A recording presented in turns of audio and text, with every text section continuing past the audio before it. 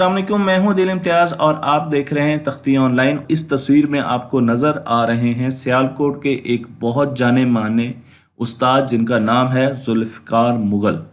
मुग़ल साहब बच्चों को बहुत सी ट्रेनिंग्स देते हैं और एक मरतबा मैं उनको मिलने के लिए उनके स्कूल गया तो मैंने देखा कि वो बच्चों में बहुत ज़्यादा पॉपुलर हैं। वो बच्चों को स्पेस के बारे में उनकी क्लासरूम में एक लेक्चर दे रहे थे, लेकिन ये क्या, बच्चे तो सर नीचे करके अपनी कॉपी में कुछ बनाते जा रहे थे। जब मैं पास किया तो मैं हैरान रह गया क्योंकि वो तो एक तस्वीर थी।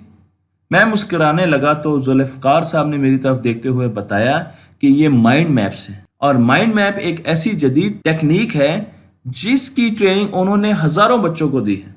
तो आज हम माइंड मैप्स को समझने जा रहे हैं, लेकिन सबसे पहले हमें ये जानने की ज़रूरत है कि माइंड मैप्स की ज़रूरत हमें क्यों पेश आई। मैं आपको यहाँ पर कुछ माइंड मैप्स दिखा रहा हूँ और इन माइंड मैप्स को बनाने वाले जिन्होंने इन माइंड मैप्स को तख्लीक किया, टोनी बोज़ैन, उनकी तस्वीर भी दिखा रहा हूँ जो कि एक ट्रेनिंग कंडक्ट कर रहे हैं।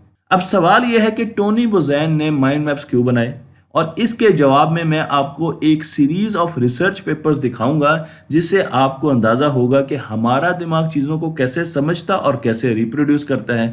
मैं आपको यहाँ पर यह भी बताता चलूँ कि टोनी बोज़ैन ने माइंड मैप्स पर बहुत सी किताबें लिखी और अब उनके काम को बहुत ज़्यादा सराहा जा रहा है और दुनिया में जदीद स्कूलों में माइंड मैप्स पढ़ाए जा रहे हैं। बच्चे माइंड मैप्स का इस्तेमाल करके अपने क्रिएटिव वर्ड को एक्सप्लोर कर रहे हैं, जबकि कुछ बच्चे माइंड मैप्स का इस्तेमाल करते हुए नोट्स ले रहे हैं। माइंड मैप की एक सबसे खास बात यह है कि ये बच्चों को इमेजिनेशन की तरफ लेके जाती है, डे ड्रीमर बनाती है, उन्हें बोर नहीं होने देती। तो सबसे पहले एक छोटी सी एग्जांपल लेते हैं। मेरे पास एक पेपर पेन है। आप इस पेपर पेन से 20 सेकंड में जो जो काम आप ले सकते हैं उनको लिखिए। तो आपका टाइम शुरू होता है अब। 20 सेकंड के बाद आप देखेंगे कि आपने ज्यादा से ज्यादा 16 इस्तेमाल लिखे होंगे। लेकिन अब इसी सवाल को मैं उल्टा कर देता हूं। अब आपने 20 सेकंड में वो तमाम काम लिखने हैं जो आप इस पेपर पेन से नहीं ले सकते। तो अब आप देखेंगे कि आपने 16 से ज्यादा सॉल्यूशंस लिखे होंगे, वो काम लिखे होंगे जो आप इस पेपर पेन से नहीं ले सकते। और उसकी एक खास वजह है, और उसकी खास वजह यह है कि मैंने आपको ऐसा सवाल डाला जिसकी कोई बाउंड्री नहीं थी। आप इन्फिनिट ऐसे काम देख सकते हैं जिसमें पेपर पेन इस्तेमाल नहीं होती, लेकिन आपके सामने जब हम पेपर पेन का इस्तेमाल कहते हैं तो आपके पास फाइनाइट ऑप्शंस होते हैं जिनमें आपने जल्दी जल्दी लिखना होता है। तो अब आपने जो टॉप 3 ऐसे काम लिखे हैं जो इस पेपर पेन से नहीं हो सकते, अगर मैं आपको कहूं कि वो काम इस पेपर पेन से हो सकते हैं, मसलन आप कहेंगे कि हम इस पेपर पेन का इस्तेमाल करते हुए खाने की चीज़ नहीं बना सकते, लेकिन अगर मैं कहूं कि हम बना सकते हैं और आपने मुझे सोल्यूशन देना है तो कुछ देर के बाद आप इस चीज़ का सोल्यूशन ले आएंगे। इसी तरीके से अगर कोई कहेगा कि मैं पेपर पेन का इस्तेमाल करते हुए घर नहीं बना सकता और हम उनको कहें कि ये पॉसिबल है, इसका सोल्यूशन मौजूद है, आप इसका सोल्यूशन लेके आए, तो लोग इसका सोल्यूशन ले आएंगे। एक और तहकीक में बच्चों को पेपर पेन दी गई और उन्हें कहा गया कि 20 सेकंड में इसके जितने भी पॉसिबल यूजेस हैं, इस्तेमाल हैं, वो लिखें। तो बच्चों ने 8 इस्तेमाल एवरेज, जो एक बच्चों का ग्रुप था एवरेज ने 8 इस्तेमाल लिखे। फिर उन्हें माइंड मैप्स की टेक्निक पढ़ाई गई और उसके बाद जब उनको कहा कि अब आप इनके यूजेस लिखें तो बच्चों ने एवरेज 27 इस्तेमालात लिखे इस पेपर पेन के। तो इससे आपको अंदाजा होगा कि माइंड मैप्स का इस्तेमाल करते हुए हमें कितने नए ऑप्शंस मिलते हैं, हमें कितने नए सॉल्यूशंस मिलते हैं और हम प्रॉब्लम सॉल्विंग को कैसे एक्सप्लोर कर सकते हैं। अब इमेजिन कीजिए कि हमारी दुनिया एक ही रंग से बनी हो। मैं अज्यूम करता हूं कि वो रंग नीला है, तो आप जिस तरफ भी देखेंगे आपको पहाड़ भी नीले नजर आएंगे, आपको आसमान भी नीला नजर आएगा, आपको पानी भी नीला नजर आएगा, आपको हर चीज अगर दुनिया में नीली नजर आए तो क्या दुनिया में कोई चार्म रहेगा? अगर दुनिया रंग बिरंगी नजर आए तो आपको दुनिया देखकर ज्यादा खुशी नहीं होगी, आपको दुनिया एक्सप्लोर करने का ज्यादा मजा नहीं आएगा, आप गौर से चीजों को देखेंगे। बिल्कुल ऐसे ही हमारे क्लास नोट्स हैं। एक रिसर्च के मुताबिक एशिया, अमेरिका और ऑस्ट्रेलिया में ज्यादातर लोग नीली और काली स्याही का इस्तेमाल करते हैं अपने नोट्स लेने के लिए। एक स्याही का इस्तेमाल करते हैं और जब वो एक स्याही का इस्तेमाल करते हैं तो उनका दिमाग एक वेवलेंथ इस एक स्याही को देखते हुए बोर होना शुरू हो जाता है। और जब हमारा दिमाग बोर होता है तो यकीन जानिए वो पढ़ नहीं सकता, वो कोई चीज़ याद नहीं कर सकता, वो लर्निंग नहीं कर सकता, उसे नींद आती है, वो शटडाउन मोड में चला जाता है। आपकी आंखें खुली होती हैं लेकिन आप समझ कुछ नहीं रहे होते हैं, आप इधर उधर देखना शुरू कर देते हैं और उसकी वजह मैंने आपको बताई।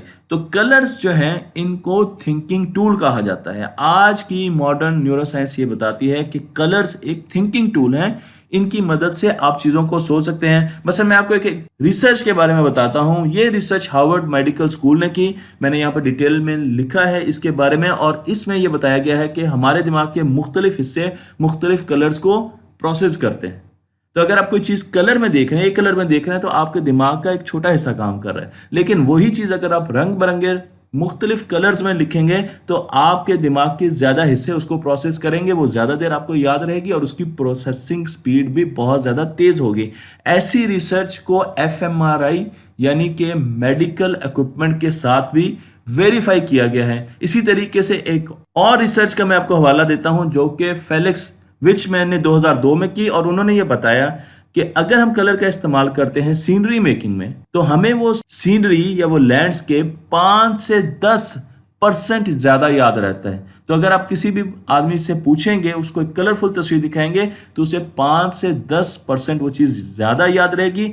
और यहां पर आपको उस रिसर्च पेपर का मैंने रेफरेंस दे दिया है। इसी तरीके से एक और रिसर्च पेपर, एक और स्टडी कहती है कि जब भी हम किसी ब्लैक एंड व्हाइट चीज को देखते हैं तो हमारा दिमाग बैक एंड पे उसमें कलर करना शुरू कर देता है, उसको कलरफुल देखना शुरू कर देता है। हालांकि हमारी आंखों के सामने वो चीज, वो आइटम ब्लैक एंड व्हाइट होता है। तो मैं आपको यहां पर इस पेपर का, स्टडी का भी रेफरेंस दे रहा हूं जो कि 2013 में हुई। और इसके अलावा भी बहुत सी ऐसी स्टडीज है जो ये बताती हैं कि कलर्स के साथ हम बहुत ज्यादा सीख सकते हैं और कलर्स के साथ हमें चीजें बहुत ज्यादा याद हो सकती हैं।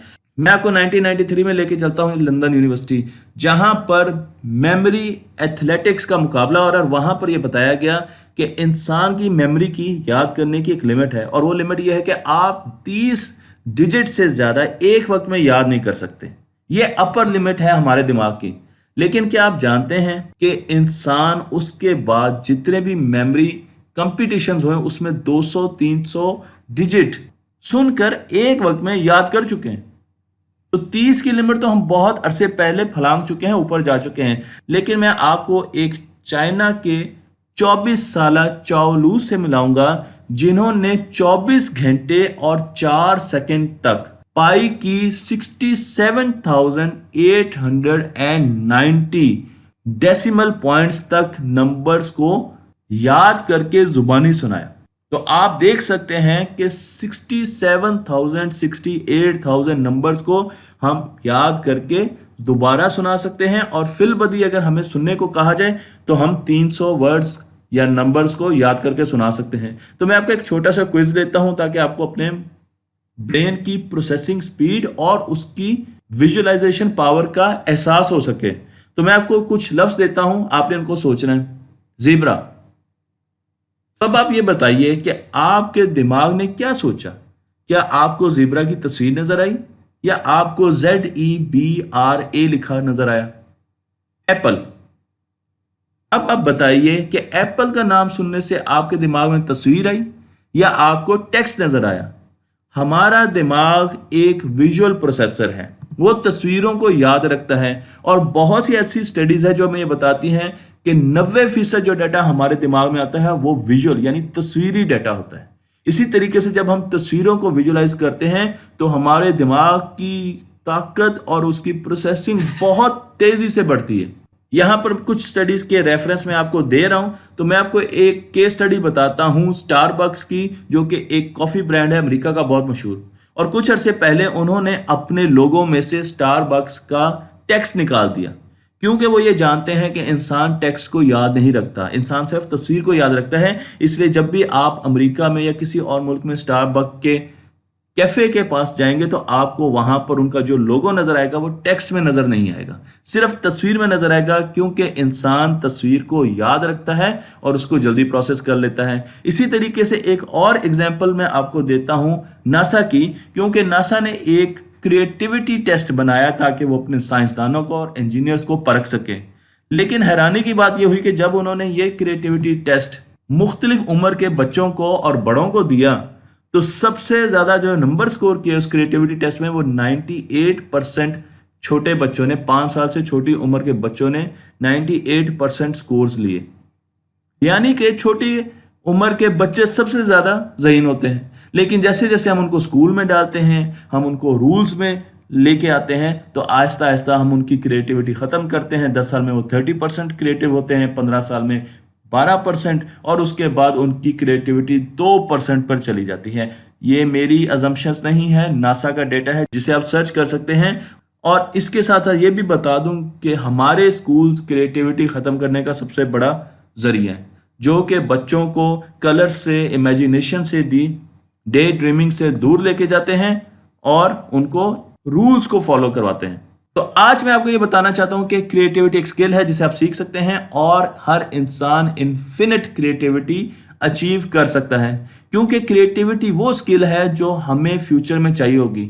2020 में तीसरी बड़ी जो स्किल हमें चाहिए होगी वो क्रिएटिविटी होगी, और उसके बाद ये इससे भी ऊपर जाने वाली है। तो जो एक चीज़ है वो हमारे बच्चों को आनी चाहिए, वो क्रिएटिविटी है। मैं आपको बता दूं कि यहाँ पर हमारे पास मुख्तलिफ किस्म के थिंकिंग मोड्स होते हैं। जो अमूमन थिंकिंग मोड हमें स्कूलों में पढ़ाया जाता है उसे लीनियर थिंकिंग मोड कहा जाता है। तो इसके बाद हमारे पास एक प्रॉब्लम होता है और हमने इसका सोल्यूशन निकालना है, और उसका जो पाथ होता है वो सीक्वेंशियल होता है या लॉजिकल होता है। तो आप देखें कि पहले आपने ये काम करना है, फिर आपने ये करना है, फिर आपने ये करना है, और फिर आपने इस बैरियर को किसी तरीके से अबूर करना है और सोल्यूशन ढूंढना है। और आपको सेट ऑफ रूल्स दिए गए होते हैं, उससे इधर लेफ्ट या राइट नहीं जाना। लेकिन एक और थिंकिंग भी है जिसे लेटरल थिंकिंग कहा जाता है, और इसे आउट ऑफ बॉक्स थिंकिंग भी कहा जाता है। तो यहां पर आपके पास रूल्स मौजूद नहीं होते, और अगर हैं भी तो आप उन रूल्स को अबाइड बाय या उनको फॉलो नहीं करते, आप उन रूल्स को बेंड कर देते हैं। तो इस तरीके से आप इस बैरियर को फलांगे बगैर, इसके बीच में से गुजरे बगैर, आप साइडवाइज भी जाकर अपना सोल्यूशन ढूंढ सकते हैं। मतलब मैं आपको ट्रेडिशनल जो थिंकिंग होती है, जो कि ट्रेडिशनल लॉजिक पर बेस करती है, वो आपको दिखा रहा हूं कि आपने अगर ए से बी तक जाना है तो आप उस सोल्यूशन को इख्तियार करेंगे जो कि आपको दिया गया है। लेकिन अगर आपने लेटरल थिंकिंग करनी है तो आप वो सोल्यूशन भी कंसीडर करेंगे जो कि आपको दिए नहीं गए, या आप उन रूल्स को फॉलो नहीं करेंगे जिनकी बिना पर आपने ए से बी की तरफ जाना है। और अब हम लेटरल थिंकिंग की तरफ बड़े जोरों शोर से आ रहे हैं। इसी तरीके से एक और थिंकिंग मोड है जिसे रेडियंट थिंकिंग मोड कहा जाता है, जो कि माइंड मैप्स में यूज होता है।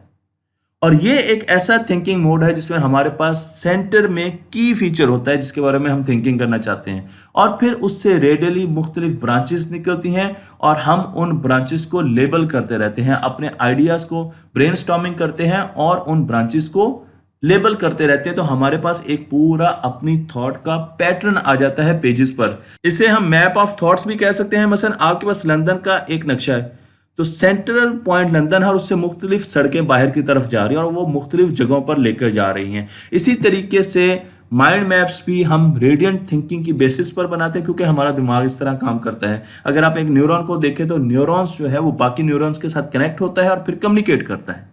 तो न्यूरॉन्स दो काम कर रहा होता है।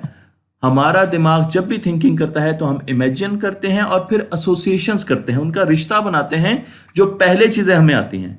क्योंकि हमारा दिमाग इस तरीके से सोचता है, इसीलिए हमने अपने थिंकिंग प्रोसेस को माइंड मैप्स में कन्वर्ट किया। तो माइंड मैप भी एक ऐसी स्किल है जो कि हमें बिल्कुल डे ड्रीमिंग की तरफ लेके जाती है, यानी हम इमेजिन करते हैं। रिसर्च ये कहती है कि जो लोग दिन में ख्वाब देखते हैं, खुली आंखों से सोचते हैं, ख्वाब देखते हैं, डे ड्रीम करते हैं, वो बहुत ज़्यादा क्रिएटिव होते हैं। और जब आप मुख्तलिफ किस्म के ख्वाब देखते हैं तो उसके बाद आप अपने दिमाग में मौजूद डेटा से उसकी एसोसिएशन करते हैं और फिर आप माइंड मैप बनाते हैं। तो माइंड मैप में कलर्स भी यूज़ होते हैं, तस्वीरें भी यूज़ होती हैं, माइंड मैप्स में डे ड्रीमिंग भी यूज़ होती है, माइंड मैप्स में एसोसिएशंस भी यूज़ होती हैं। और ये वो सारी चीज़ें हैं जो कि हमारा दिमाग समझता है और इस तरीके से हमारा दिमाग काम करता है। तो हम अगली वीडियो में ये ज़रूर जानेंगे कि माइंड मैप्स बनाए कैसे जाते हैं। लेकिन इस वीडियो में मैं आपको ये बताना चाह रहा हूँ कि हम माइंड मैप्स बनाते क्यों हैं और माइंड मैप्स इतने इफेक्टिव क्यों हैं। क्योंकि माइंड मैप्स बिल्कुल वैसे काम करते हैं जैसे कि हमारा दिमाग काम करता है। इसलिए हम अपने दिमाग से जो चीज़ भी सोच सकते हैं उनको माइंड मैप्स की फॉर्म में हम ड्रॉ कर सकते हैं, पेपर पे ला सकते हैं, और इस तरीके से हमारा थॉट प्रोसेस आगे चलता है। हमें चीज़ें जल्दी याद होती हैं, चीज़ें प्रोसेस जल्दी होती हैं, वो चीज़ें हमारे दिमाग के मल्टीपल हिस्सों में जाती हैं और वहाँ पर उनकी प्रोसेसिंग होती है। और इसके साथ साथ रिसर्च ये कहती है कि अगर आप एक चीज़ को नोट्स की शक्ल में लिखते हैं क्लास में, या उसकी लिस्ट बनाते हैं, या फिर उसका माइंड मैप बनाते हैं, तो अगर आपने उसका माइंड मैप बना लिया तो वो आपको 10 गुना ज्यादा अरसा याद भी रहेगी और आपको जल्दी भूलेगी नहीं। तो इसलिए मुस्तकबिल में आपने क्लास में नोट्स नहीं लेने, बल्कि आपने माइंड मैप्स बनाने हैं। कैसे बनाने हैं वो अगली वीडियोस में मैं आपको बताने जा रहा हूं। लेकिन बाहर की दुनिया में जदीद स्कूलों में अब नोट्स टेकिंग के लिए माइंड मैप्स का इस्तेमाल होता है। तख्ती ऑनलाइन को लाइक कीजिए, शेयर कीजिए और ये इल्म दूसरों तक पहुंचाइए।